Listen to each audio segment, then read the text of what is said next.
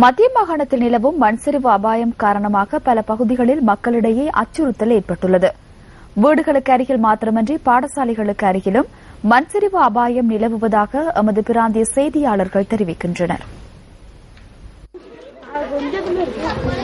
நுவரெலியா ஹட்டன் கல்வி வலயத்துக்குட்பட்ட பொகவந்தலாவ பெட்ரோசோ தமிழ் வித்தியாலயத்தில் தரம் 1 தொடக்கம் 11 வரையான வகுப்புகள் நடைபெற்று வருகின்றன.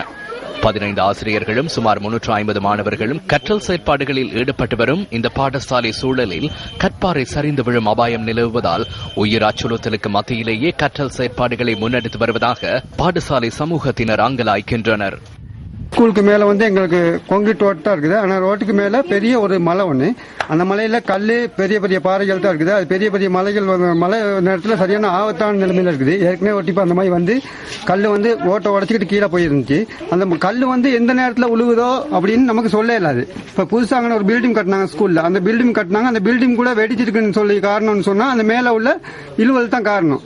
இந்த மைக்கில பிரச்சனை இருக்குள்ள எங்களுடைய ஸ்கூல் பிள்ளைகளை அனுப்புறதுக்கு எங்களுக்கு பயம். இந்த கல்லு பிறண்டு போச்சுன்னு சொன்னா ஸ்கூல்ல இருக்கும் 350 பிள்ளைகளும் டீச்சர்ஸ்மார்களும் அருகாமையில் இருக்கிற லயங்களும் பாதிக்கப்பட போகின்றன.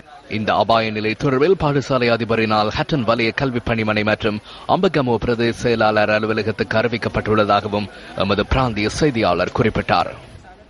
போலீஸ் அவர்களையும் கொண்டாந்து காட்டியிருக்கோம், கிராம சகரையும் கொண்டாந்து காட்டியிருக்கோம். அவங்க எந்த விதமான நடவடிக்கையும் இன்னும் எடுக்கவில்லை.